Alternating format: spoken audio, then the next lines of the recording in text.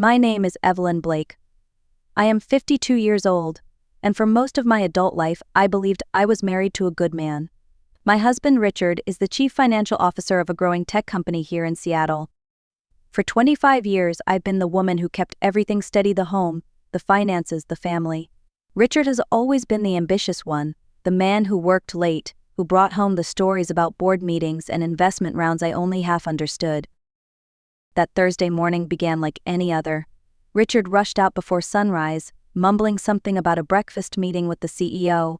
I watched him button his cufflinks, kiss my cheek and say, "Don't wait up tonight, okay? It'll be a long day." It was a sentence I'd heard so many times I could almost say it with him. By noon I decided to do something I hadn't done in years: bring him lunch. I thought maybe he'd smile seeing me at his office door with his favorite Latin turkey sandwich. I wanted to remind him that behind all his numbers and deadlines, there was still someone who cared. When I walked into the glass building that housed his company, the lobby smelled faintly of coffee and new carpet. A young man at the security desk looked up as I approached.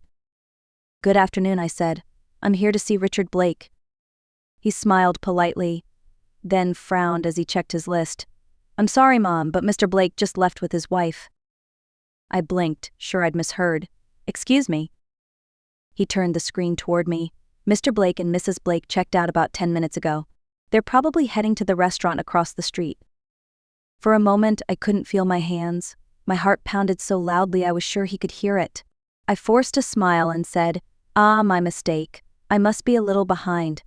Then I walked back to my car, holding the coffee and sandwich that suddenly felt absurdly heavy. Sitting behind the wheel, I stared at the building's reflective glass.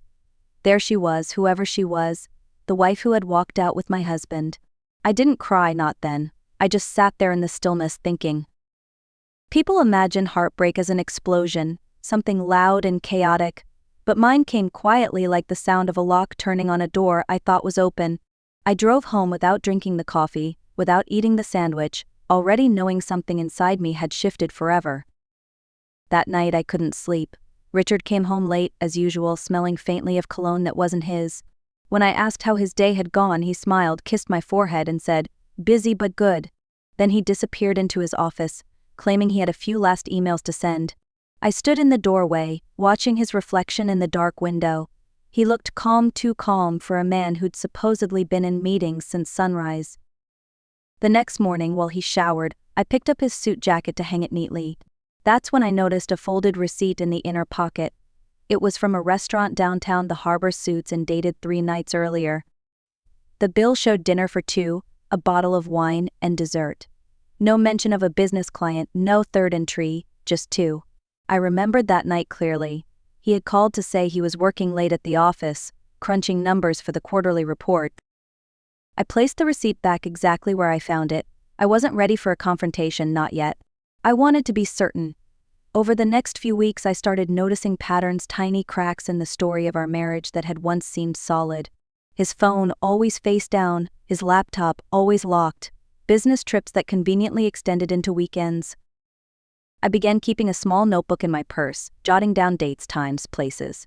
It wasn't about revenge at first, it was about understanding. I needed to know when my marriage had ended, and whether I'd missed the signs or simply chosen not to see them. One night, when he was working late, I opened his briefcase. Inside, tucked between spreadsheets and contracts, was a small key with a metal tag that read Apt 204, Lakeview Towers. My heart thudded in my chest as I turned it over in my hand. We didn't own any property other than our home. There was no reason for Richard to have an apartment key. The following Saturday I drove to Lakeview Towers, a sleek high-rise overlooking the water. The front desk clerk barely looked up as I walked past. My palms were sweating, but I held my head high. I wanted to see with my own eyes what kind of life my husband was living when he wasn't pretending to live with me. As I pulled into the parking garage, a silver Lexus drove past, Richard's Lexus. I ducked behind a pillar just in time to see him step out of the car. He was wearing jeans and a casual blazer, the kind of outfit he used to wear on our date nights. Then she appeared, a younger woman, maybe 30, with long brown hair and the kind of confident smile that comes from believing you've already won. She kissed him on the cheek and handed him a grocery bag. They looked like any couple heading home from shopping. I waited until they went inside before following. It turned smoothly. Inside, the space smelled faintly of his cologne and something floral. The living room was tidy, modern, and unmistakably lived in. On the coffee table sat 2 wine glasses, a half-burned candle, and a framed photo of Richard and the woman laughing together on a beach. My first instinct was disbelief. Maybe this was some misunderstanding, a client, a project, something innocent. But then I saw the second photo, the one that erased every trace of denial. It was Richard holding her from behind, both of them smiling, and her left hand rested over his chest, where a wedding ring should have been but wasn't. I stood there in the silence, feeling my world tilt. This wasn't a one-time mistake. This was a secret life built on my trust and his lies. I closed the door quietly behind me and walked away, the key still warm in my hand. I didn't cry, not yet. I had work to do. When I got home that evening, I went straight to the bathroom and washed my hands, as if I could rinse away what I'd just seen. The apartment, the photos, the laughter, they looped in my head like a film I couldn't turn off. For hours I sat at the kitchen table, staring at nothing. Then, slowly, the numbness gave way to clarity. I needed to know everything. The next morning, while Richard was out meeting clients, I drove back to that apartment. I didn't hesitate this time. The building was quiet, the hallway carpet soft under my shoes. Apartment 204 opened easily again.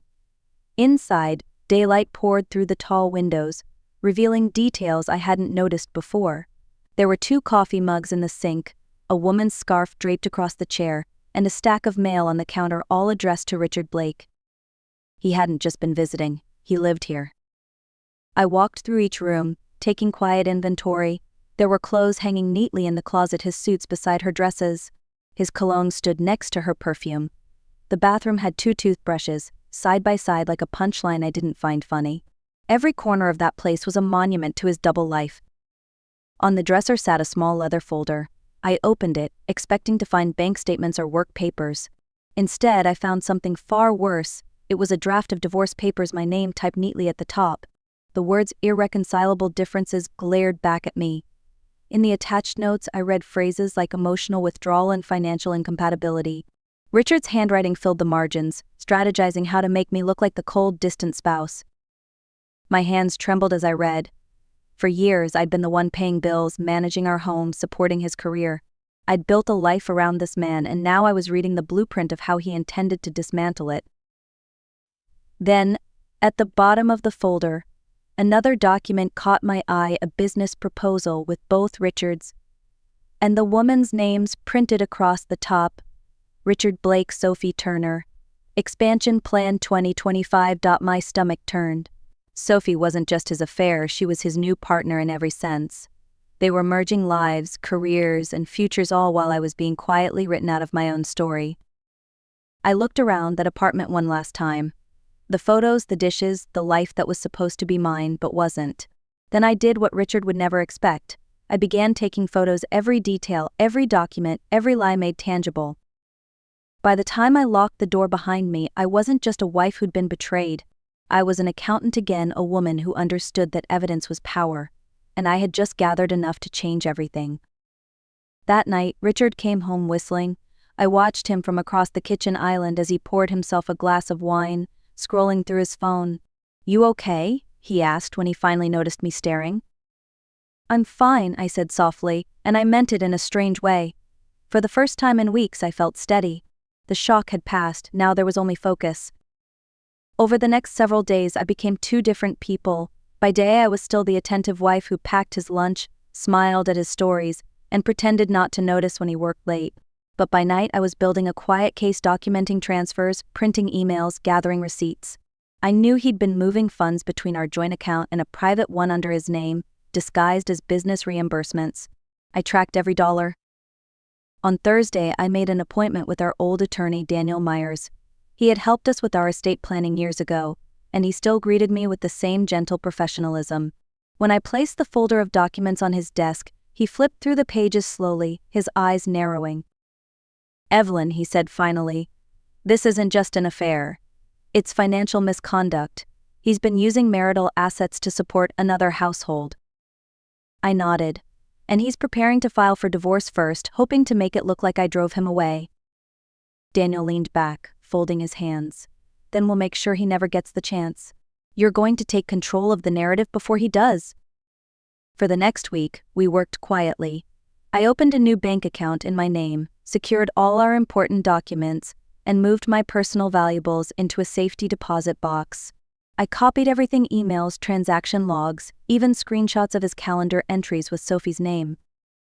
Through it all, I remained calm. Richard had no idea that the woman sitting across from him at dinner was preparing to dismantle his lies one piece at a time.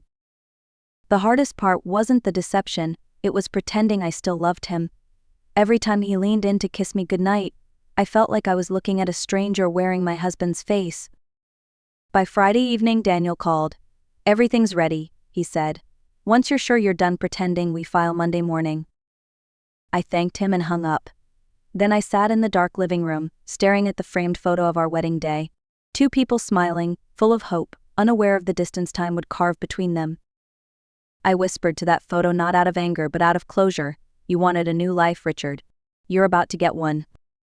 Saturday morning dawned quiet and gray, the kind of morning that made the whole city feel still. I woke early, brewed a pot of coffee, and laid out the folder on the kitchen table.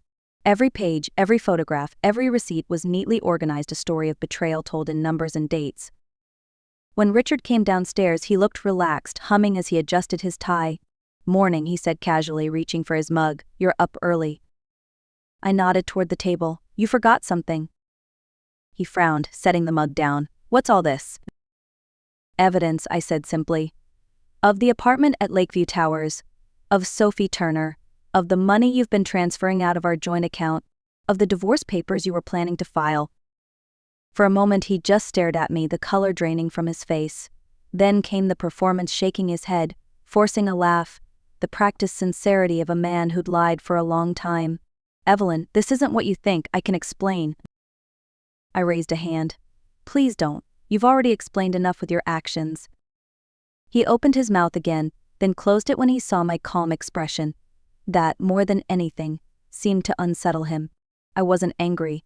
I wasn't shouting. I was finished. "I've already spoken to Daniel Myers," I continued. "We'll be filing for divorce Monday morning. You might want to prepare your lawyer." His shoulders slumped, the mask finally cracking. "You don't have to do this," he said quietly. "We can work something out." I looked at him, really looked, and saw not the man I'd married, but the man who'd chosen lies over love. "No, Richard," I said. "You've already worked everything out. I'm just finishing the math." Then I picked up the folder, walked past him, and left the room. Behind me, the silence was deafening. Monday came with a strange kind of calm. The city was waking up to another ordinary week, but for me, it was the beginning of the end of a lie. I met Daniel at his office just after 9. He slid the divorce petition across the desk, and I signed my name with steady hands. There was no shaking, no hesitation. My marriage had already ended long before the paperwork caught up. That afternoon, while Richard was at work, Daniel submitted the documents and served notice through the firm. The news reached him before dinner. I knew because he didn't come home that night. Instead, I received a short text: "I can't believe you'd do this to me." I almost laughed. The irony was exhausting. He had betrayed me for years, and now he was shocked that I'd stopped playing the quiet, loyal wife in his script. But the divorce filing was only half of it. There was something else, something bigger. Daniel had suggested we notify the company's board of directors about Richard's financial misconduct. He'd been funneling company funds into personal accounts, labeling them as executive bonuses. The same bonuses, I discovered, that paid for the apartment and Sophie's travel expenses. We drafted a formal report and sent it anonymously to the board chair, along with evidence from company records I'd copied from Richard's laptop. I didn't need to lie or exaggerate. The truth was enough. 2 days later, Richard's name started disappearing from company emails. Meetings were canceled. His assistant stopped answering calls.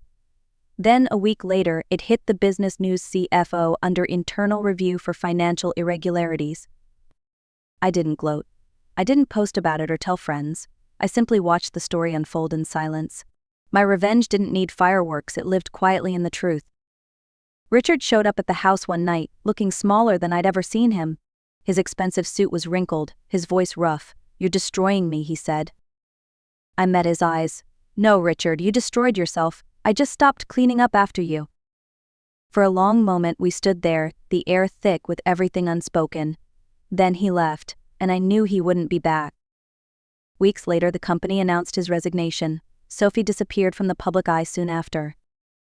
I never raised my voice, never slammed a door, never sought to humiliate him. I simply let the truth breathe. And in the quiet that followed, something miraculous happened. I started breathing again, too. My revenge wasn't loud, it was dignified, and it was final. A year later, I woke to the soft sound of rain against the windows of my new apartment overlooking Lake Union. The air smelled of coffee and peace. My life had shrunk in size but grown in meaning. No more bored dinners, no more pretending, no more walking on emotional eggshells. Just me, a small balcony, and the freedom to live honestly. I started volunteering with a local nonprofit that helped women rebuild after divorce. It felt strange at first, sharing my story in front of strangers.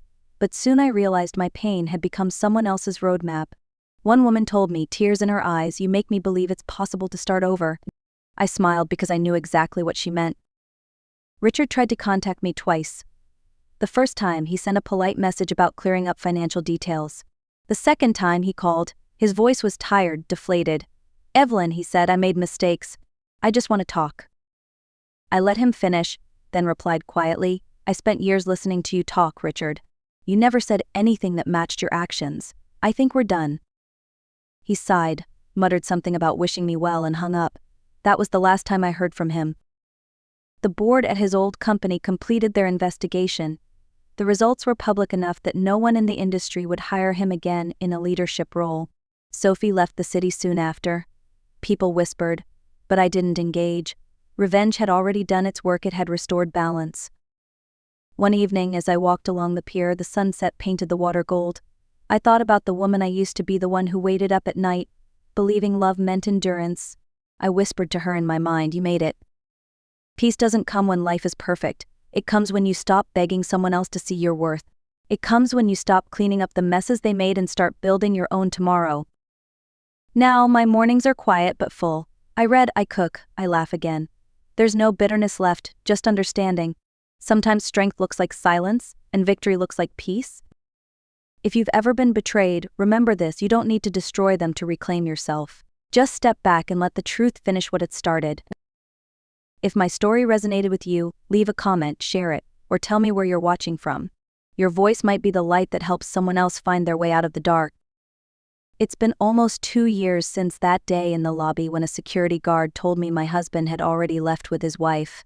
I sometimes replay that moment, not out of pain anymore, but out of gratitude, because that was the day I stopped living on autopilot. That was the day my real life began. People often ask me if I ever forgave Richard. The truth is, forgiveness came quietly, long after the anger faded. Not because he deserved it, but because I refused to carry him with me any longer. Hatred is a heavy suitcase, and I wanted both hands free for better things. There are still moments when I see couples holding hands in the street, and wonder if they truly see each other, or if one of them is already looking somewhere else. But then I remind myself that love isn't about control or sacrifice. It's about truth, respect, and choice. Richard chose deceit. I chose peace, and I would make the same choice again, every single time.